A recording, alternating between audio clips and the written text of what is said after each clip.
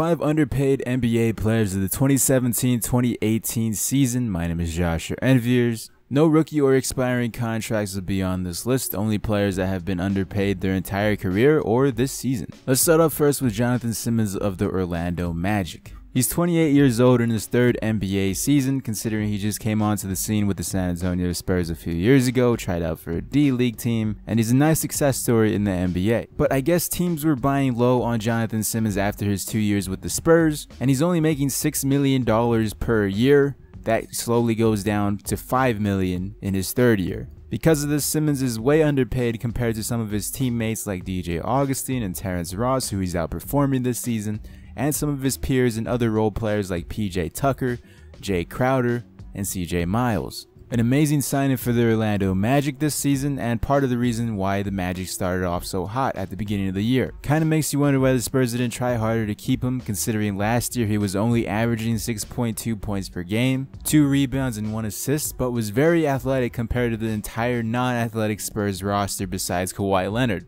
Not to mention his points more than doubled so far this season. Let's talk about another guard, and that guard is Khris Middleton of the Milwaukee Bucks. Talked about him in my underrated players this season, but he's also underpaid. Last year he averaged 14.7 points per game, 4.2 rebounds, 3.4 assists, a nice 3-and-D guy for the Milwaukee Bucks. And the Bucks desperately need a guy like Khris Middleton to be the glue guy and be able to space the floor for guys like Giannis. This current Bucks team doesn't have that much shooting, and Middleton fits the mold perfectly of what the Bucks need. He's currently getting paid $14 million, and then that contract soon goes down to $13 million in his next year. Now obviously that's a lot of money. All of these NBA players that I'm talking about are underpaid in a sense to their peers and not to the average person like you and I. And when you compare him to his peers, guys like Kent Bazemore, Evan Fournier, and Kentavious Caldwell-Pope, they're getting paid more than Khris Middleton. They're not putting up nearly as much numbers and helping their team nearly as much as he is. From averaging 14 points per game last season to now averaging 19. Let's hope Khris Middleton can stay healthy and continue succeeding with the Milwaukee Bucks. Moving on to another Milwaukee Buck player, let's talk about Eric Bledsoe. Bledsoe's currently getting paid $14 million a year, which next year will go up to $15 million. When you think of some of the top tier point guards in the NBA today, first players that come to mind, Steph Curry, Russell Westbrook. Then, when you continue to progressively get lower from that top tier, you have the very solid players like Jeff Teague and George Hill. I honestly feel like I mentioned these two way too much, more than I should, but they're like the perfect example of a defensive type player and an offense type player. And I throw Eric Bledsoe into that mix of around those said players. Bledsoe hasn't been on a good team since what seems like forever. He made it to the playoffs with the Clippers as a backup point guard. Then he went to the Suns, and then he hasn't really done anything there. I mean, he's been putting up points, but that doesn't really translate into winning. Last year, he averaged 21.1 points per game, 4.8 rebounds, and 6.3 assists. His numbers have since dipped down because he's actually on a decent team that will most likely make playoffs. It's good to see Eric Bledsoe winning after all this time. Hopefully he gets the money he soon deserves. I mean, his agent is LeBron's agent, Rich Paul. So if he continues to play well, he'll most likely be swimming in a juicy contract. I'd much rather take Eric Bledsoe over guys like Jeff Teague, top 15 players in Jrue Holiday, apparently, according to his contract, and Reggie Jackson. Players that he's outperforming and players that are also getting paid way more money than he is. Whole lot of guards so far, but let's stick with that theme, talking about Kemba Walker of the Charlotte Hornets.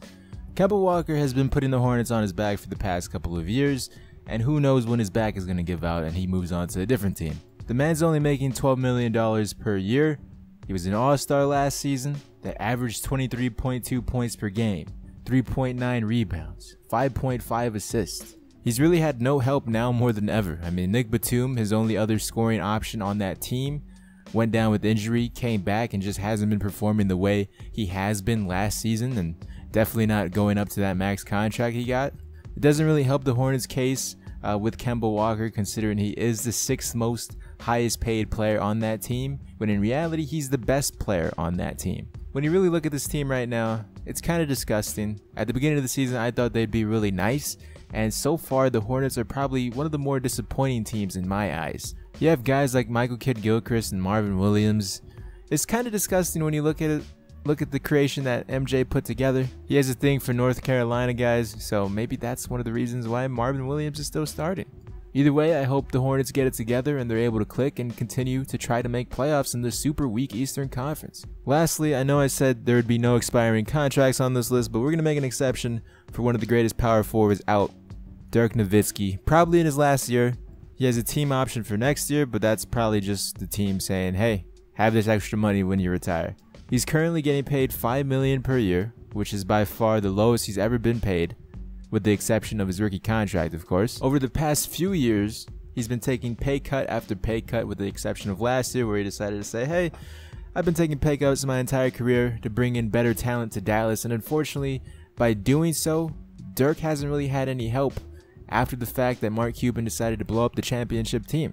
It's kind of crazy a few years ago when they had Tyson Chandler for the second time, Monte Ellis, Chandler Parsons, all being paid more than Dirk Nowitzki, but at that time period, Dirk was the best player on that team.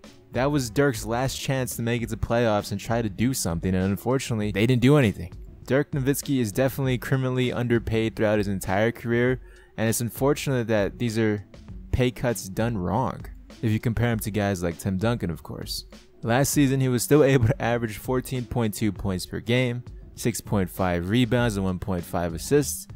This season, numbers dropped a little bit, but he's still averaging double digits, and sadly is probably one of the better players that the Dallas Mavericks currently have on roster.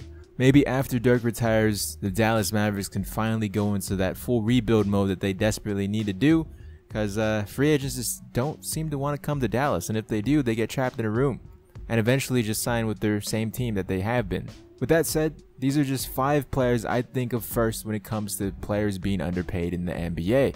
Do you agree with this list? Do you disagree? Let me know in the comment section below on who I left out. If you like this video, be sure to leave a like on it. It greatly helps my channel, along with checking out some of these other videos on screen with similar content to this one. Thank you guys for watching.